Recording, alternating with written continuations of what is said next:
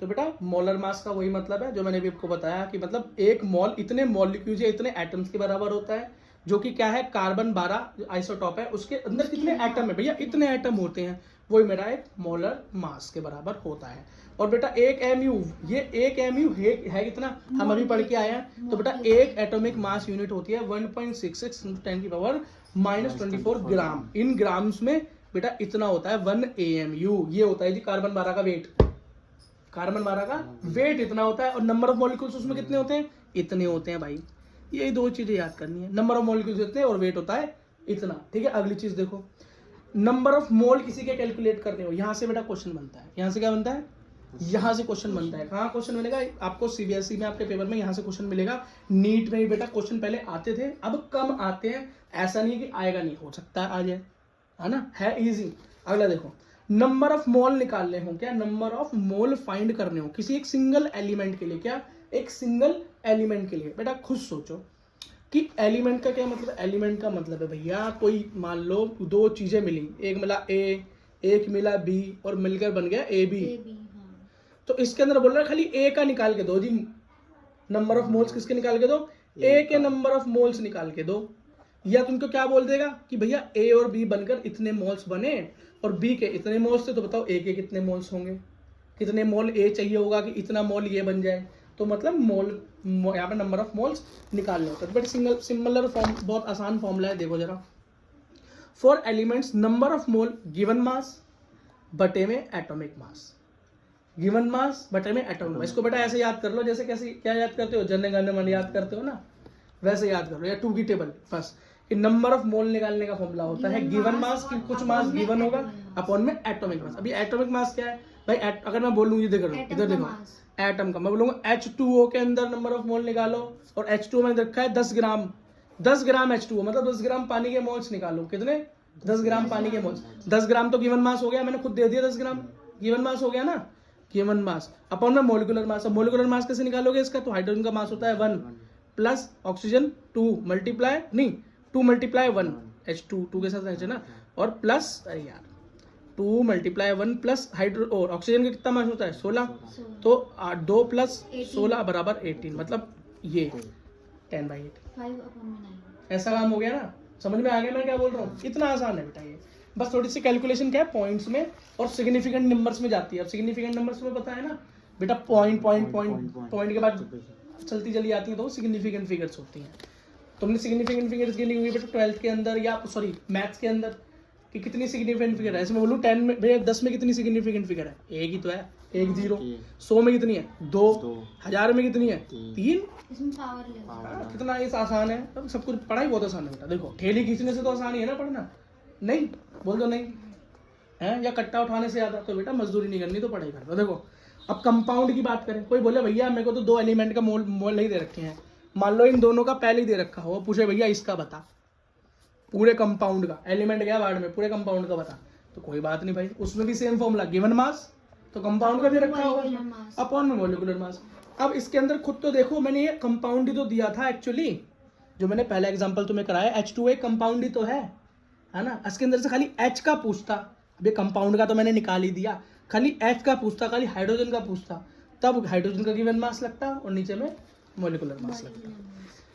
बात समझ में आ गया भाई। अब गैसेस के लिए क्या होगा भाई, गैसेस के लिए फॉर्मूला थोड़ा सा अलग है। ऊपर गैस के अंदर का नंबर ऑफ मोल्स निकाले, वॉल्यूम गिवन, मतलब गिवन वॉल्यूम। अब वॉल्यूम गैस में किसकी बात होगी, मास की नहीं, वॉल्यूम की बात होगी। पता है ना क्यों, मास डेफिनेट होता ही नहीं है गैस का, तो वॉल्यूम की बात होगी। और बेटा नीचे ये 2.2 हाँ 2.4 लीटर। अब ये कहाँ से आ गया, ये क्या आ गया भाई, तो ये हमें लेना ही पड़ेगा हाँ, कि भैया 1 मोल गैस, 1 मोल गैस मतलब जो 6.022 इंटू 10⁻23 मॉलिक्यूल्स ऑफ गैस है ना, वो बेटा हमेशा इतना एरिया लेते हैं, कितना 22.4 लीटर एरिया लेते हैं, मतलब वॉल्यूम लेते हैं, एरिया बोल रहा हूँ, वॉल्यूम ऑक्यूपाई करते हैं। तो बेटा ये याद करना ही पड़ेगा अगर हमको गैस में आ जाए।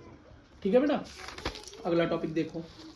अगला टॉपिक है बेटा परसेंटेज कंपोजिशन। क्या, परसेंटेज कंपोजिशन की कोई बेटा कितनी परसेंटेज में एक रिएक्शन में या किसी एलिमेंट के अंदर सम्मिलित है।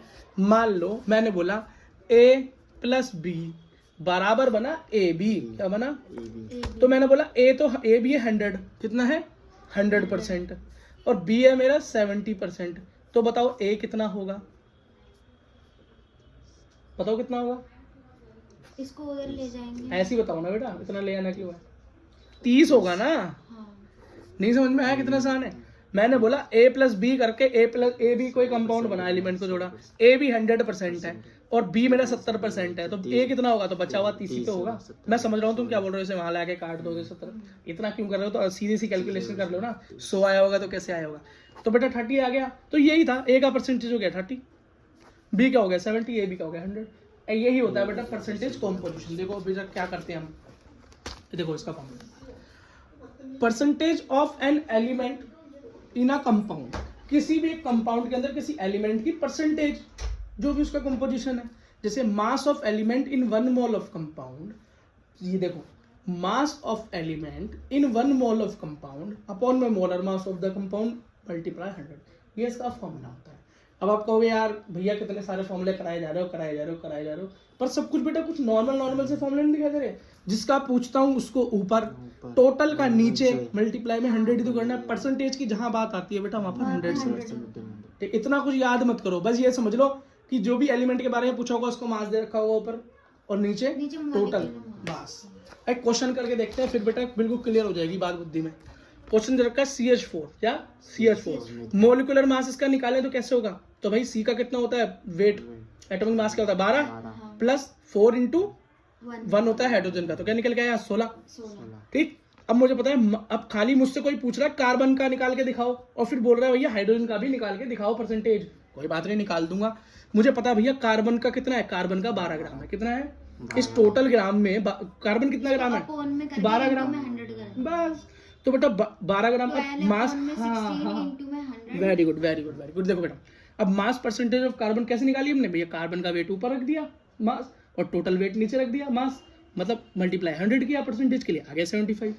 अब कोई हाइड्रोजन का पूछ ले तो भाई हाइड्रोजन का निकला था कितना 4, इस CH4 में हाइड्रोजन कितना है 4 ही तो है बेटा, 4 ही तो है ना ये, तो 4 अपन टोटल 16 इंटू 100 आ गया बेटा। कोई दिक्कत, कोई परेशानी आई इसमें? इजी मामला है एकदम। वही है, बस सिंगल का बोलो तो उसका हाँ, गिवन मास हाँ, बस देखो बेटा गिवन तो कुछ भी नहीं है तो निकाला है वही होगा, हाँ, लेकिन गिवन अपन में तो टोटल, दिया होगा। अपन में सिंगल मॉलिक्यूल का, अपन में टोटल। अगला देखो, दिया कुछ भी ना हो तब भी निकाल लोगे तुम तो इसे, इसमें दिया की तो बात ही नहीं है ना, ये दिया थोड़ी ना था, ये तो हमने खुद निकाला है। ठीक है, मोल नंबर ऑफ मोल वाले में निकलता है। Calculate the mass percentage of different element in Na2SO4 sodium sulphate, इसके अंदर निकालो, क्या सोडियम सल्फेट पे निकालो, निकाल लेंगे भाई, वही सेम फॉर्मूला। पहले तो बेटा इन सबको जोड़ के खुद देख लो, तो बेटा सोडियम का जो इसमें मेरा पूरे का निकालना है, खुद ही निकालना, इसमें खुद पूरा का नहीं निकाला था, इसमें CH4 दिया हुआ था तो इसका पूरा निकाला, हाइड्रोजन और उसका कार्बन का अलग अलग बोला था ना, तो बेटा निकाला तो इसके रिस्पेक्ट में ही ना। 16 कहाँ से आया नीचे, मास पर वही लिया था, हाँ कैसे आया नीचे टोटल, निकाल के तो पता चला, इसमें भी निकाल के पता चलेगा। तो बेटा सोडियम का वेट होता है 23, कितना होता है मास 23 और 2 है तो 2 इंटू 23 प्लस, ठीक है। अब यह सल्फेट का कितना, हाँ सल्फेट का कितना होता है बेटा हमारा, या इसका होता है 32, क्या होता है 32 और प्लस ऑक्सीजन का कितना हो रहा है 16, बेटा सल्फेट नहीं सल्फर बोल दो इसको, सिंगल और ऑक्सीजन को वैसे निकाल, हाँ तो सल्फर का होता है 32, इसके साथ कुछ नहीं प्लस ऑक्सीजन का कितना होता है बेटा 16 और 4 इंटू मल्टीप्लाई, तो मेरा टोटल निकल के आया 142 ग्राम, कितना, तो टोटल आ गया 142 ग्राम। अब कोई बोल रहा है भैया सोडियम का निकाल के दिखाओ, इसमें कितना सोडियम का, तो मेरे को सोडियम का कितना है 2 इंटू 23, इसका मतलब 46 अपॉन में टोटल, और भाई परसेंटेज के लिए 100 से मल्टीप्लाई करनी पड़ती है, आ गया 32 पॉइंट समथिंग। नीचे देखो, अगर कोई बोले भैया इसका निकालो, किसका सल्फर का, निकाल लेंगे तो सल्फर है मॉलिक्यूलर मास हमें पता ही है, हाँ 32 और टोटल मैंने क्या निकाला, गिवन मास नहीं है मैंने निकाला है, निकाला है मैंने, ये देगा नहीं तुमको, ये तुम्हें निकालना है कैलकुलेट करके, हाँ वो नंबर ऑफ मोल्स निकालने के लिए गिवन होगा, यहाँ गिवन विवन कुछ नहीं है, यहाँ तो बेटा नीचे टोटल मास ऊपर में एलिमेंट का मास।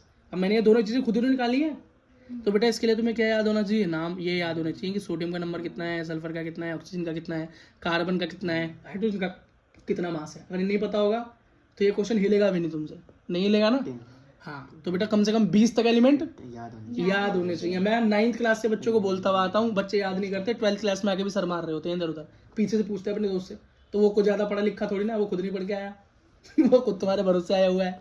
एक बार तो मेरा दोस्त पीछे बैठा हुआ था, केमिस्ट्री का पेपर था, और बंदा फिजिक्स के फर्रे लेके बैठा था पीछे, और वो पास होगा फेल होगा? फेल। फेल हो गया। चलो अगला देखो, इम्पेरिकल फॉर्मूला, वेरी इंपॉर्टेंट। क्या? नीट के लिए भी बहुत इंपॉर्टेंट है, और बेटा नीट के लिए भी इंपॉर्टेंट है, और 11th क्लास के अंदर बेटा इससे सीधा सीधा क्वेश्चन आ जाता है। बहुत क्या आ जाता है, सीधा सीधा क्वेश्चन आ जाता है। बहुत आसान है भाई। क्या है? अभी तक कुछ भी मुश्किल लगा? नहीं, बेसिक था। हाँ,